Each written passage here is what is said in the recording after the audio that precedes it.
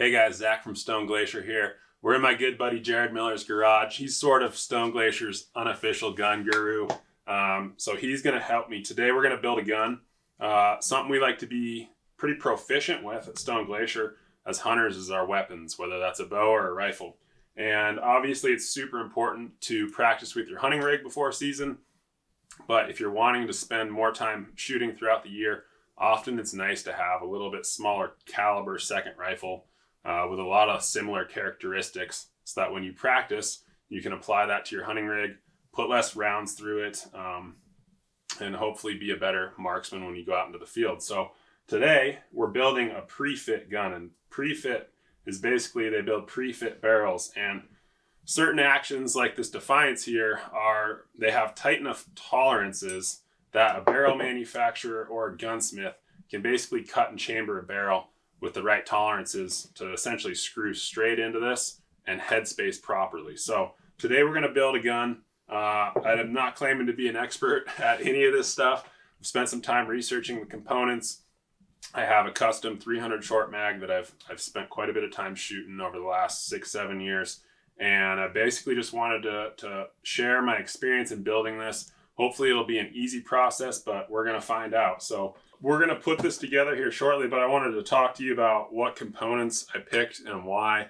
And first we're going to start with the action. So the whole point of me building this gun is to take and have something that's pretty similar to my hunting rig.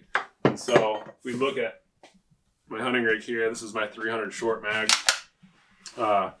This is a Defiance action on here. So I've been running this for the last 7 years. Never had an issue with it. Great thing about Defiance is that it's a super high-end action. They're made in the great state of Montana, so it's always nice to just support local companies. And so I was like, let's run another Defiance action. That way, the general feel of running the bolt is going to be very similar to my hunting rig. So I went with the Defiance GA Hunter. This is an awesome action. Pretty excited about that. And then for the barrel, basically with a pre-fit, I have the ability to swap barrels. So if I ever want to hunt with the 6.5 Creedmoor, which is the caliber we're going with on this build, I can always buy a carbon barrel. But for now, for just shooting this summer and for competitions, we're going with the Proof. It's a 1 1/8 twist, 26-inch competition contour barrel. So yeah, this is just going to be a little bit more weight, which is going to be nice for the competition stuff. And again, if I wanted to hunt with the setup, I can screw this barrel off, buy a carbon one, shave some weight, and screw it back on. So let's get this thing in the vise, and we'll get the action on there and keep this thing going. So first thing we're going to do is put this barrel in its vise. Right there, probably. So we got the barrel in there. Basically wanted to just snug this down. These are aluminum blocks, so I didn't put anything around the barrel to protect it. It'll leave a couple little marks, but I'm not too worried about it. Some guys and some vices, it'll have a little sleeve you can wrap on there. Next thing, I'm just going to throw a little bit of gun grease on the threads, and then we'll thread that action right on there. So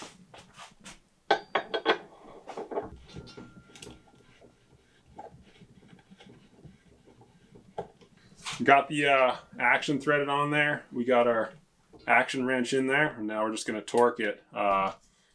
This thing's set to 70, 75-ish pounds. When you get something from Harbor Freight, it's a little bit up in the air of where it's exactly at, but never quite sure. Jared's torqued a lot of actions on, so it should be good.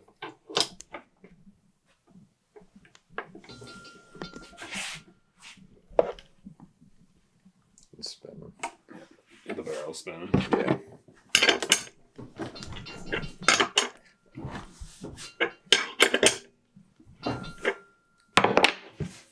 Needed. Bring it down to horizontal here. We gotta have Dad help me out here because Yeah. Pull up here and push down there. It won't want to move on you. Okay. There you go. That's it. Perfect. Wow. Easy peasy. We're gonna have a couple little marks probably on the old barrel, but that's all right. Next thing we're gonna do is grab our go and no-go gauge and put the bolt in there and make sure this is head spaced correctly. So we're going to throw the go gauge in here. Basically this bolt should close on the go gauge, and then when we throw the no-go gauge in there, shouldn't be able to close the bolt. So slide this in there. So go gauge works.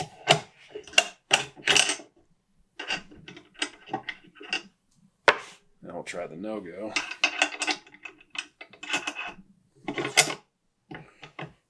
Definitely can't close the bolt.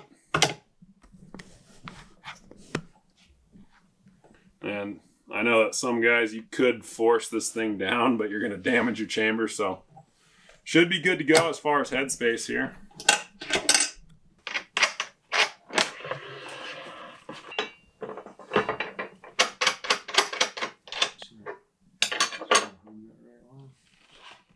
So the next step is going to be putting this little muzzle brake. It's called a CB mount from Thunderbeast.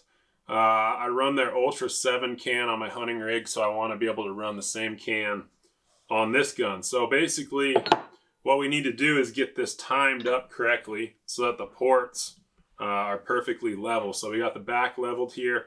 We're going to screw this on the front, and the advantage of using a gunsmith here is that he'll be able to mill the back of the shoulder back so that this sits perfectly flush. For us, we're going to have to use these peel washers and basically mock this up so that when we crank it down, it's going to sit perfectly level on the front end of the barrel. So we're going to do that right now. So first thing we're going to do is throw a little bit of blue Loctite on here, and then throw the peel washers on and get this thing started.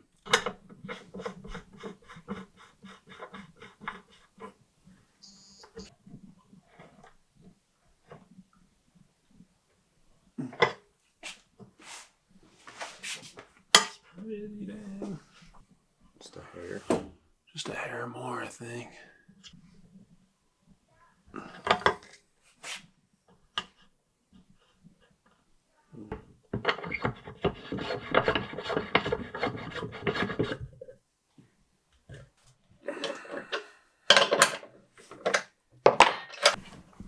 Alrighty, so the next thing we're going to do is install the trigger. I went with the Jewell Trigger. This is the same as what I got on my hunting rig. So again, just trying to kind of imitate what I'm going to take out into the field. So pretty simple installation. We're going to get a couple of pins started, and there's 2 little pin holes on the trigger. It's going to hold it in place, and we should be good to go. Oh, sorry.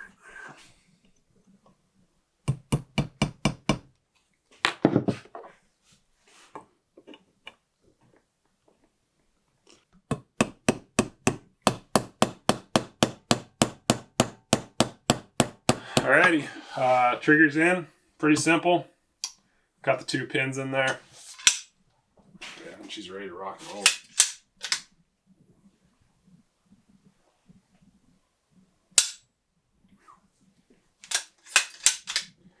You usually adjust that once it's in the action. Yeah, I put it in the gun. Or in the... You want to drop test and stuff, make sure it's safe. Oh.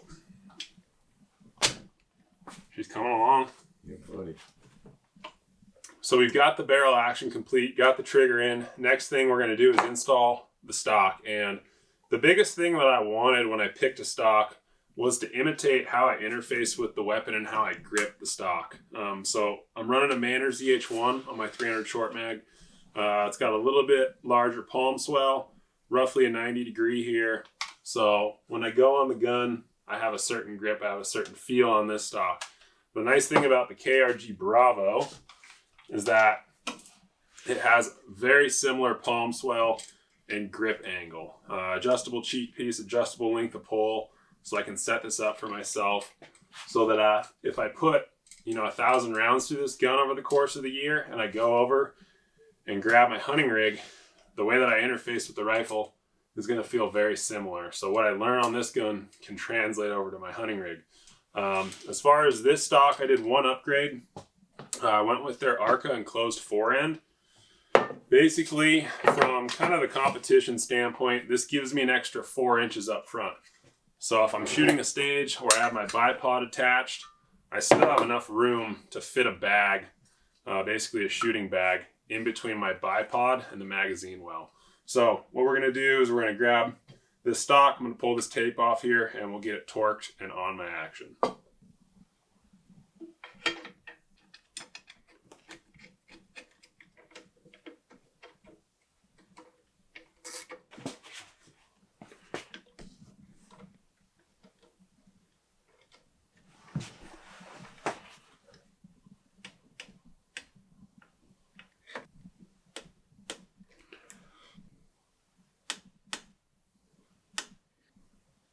So we got the action barrel torqued in here. Next step is going to be just a slide enclosed forend on top of here. Flip it over and we'll mount this up, torque these, and keep the process rolling.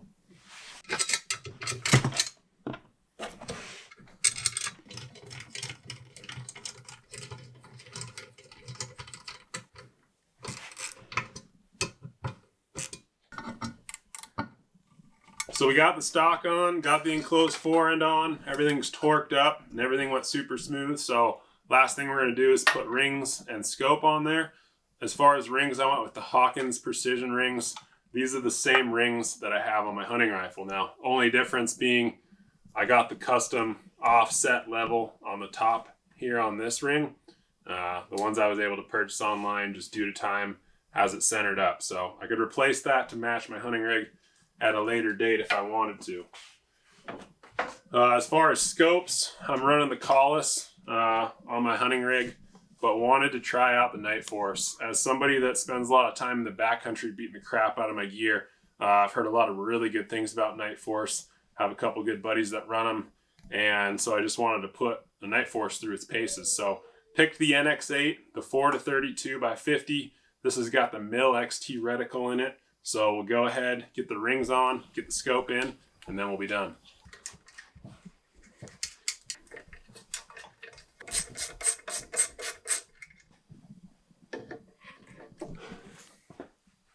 So I mocked up bottom rings, just slapped them on there. We're going to throw the top on the front just so the scope doesn't go flying. And we'll check eye relief, kind of see where we're at. Just want to zoom your scope all the way in when you do that. So we'll give this thing a look through the window out here. I'm going to have to move that ring back. So the front ring is going to have to move back for us. It's heavier than my hunting rifle, that's for sure.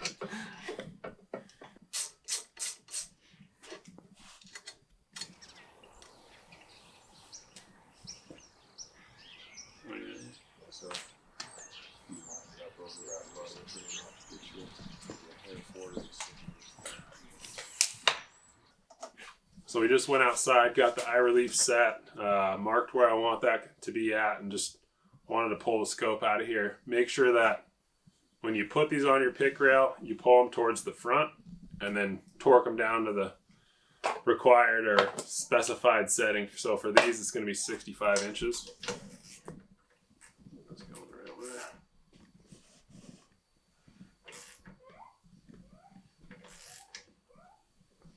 Holy smokes.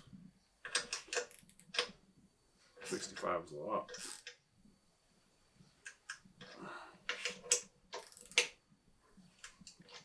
Sweet. Well, I guess I'll just match. So we got our levels on the pick rail. I threw my wheeler up front here just in case. And final thing that we're going to do is slowly start spinning down all the screws on our top ring. Going to make sure that this back levels up with both of these. Get it torqued out and we'll be finished.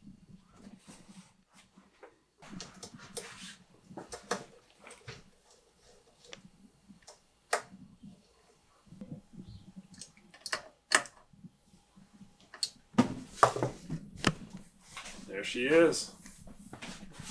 All right, got the Nightforce all mounted up and she is built and ready to rock and roll. We'll run a couple patches down through her, and next time we see you guys, we'll be out at the range. Hopefully she's shooting tight groups. From there, we'll break the barrel in, get some dope, practice up with her, and we'll be good to go. Alrighty, we're out at the range with the guys today. Got the gun down here. Just bore sighted her in. We're gonna send some rounds down range, see how it goes.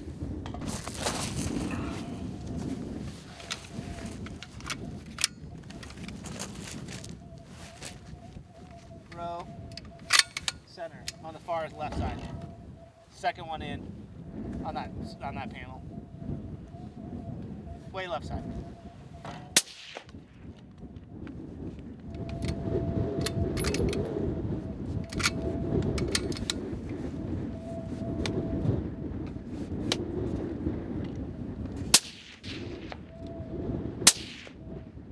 First 3 shots through the gun went really smooth. First shot was about 5 inches low and right. Made some quick adjustments. Second shot was right on the dot. Third one was right in there. Basically from here, we're gonna break the barrel in, get about 100 to 150 rounds through the barrel, get that speed kind of locked in, build our dope, and from there we'll be good. So hopefully this was informative for you guys. Process was super easy and smooth. So yeah, pretty excited about it.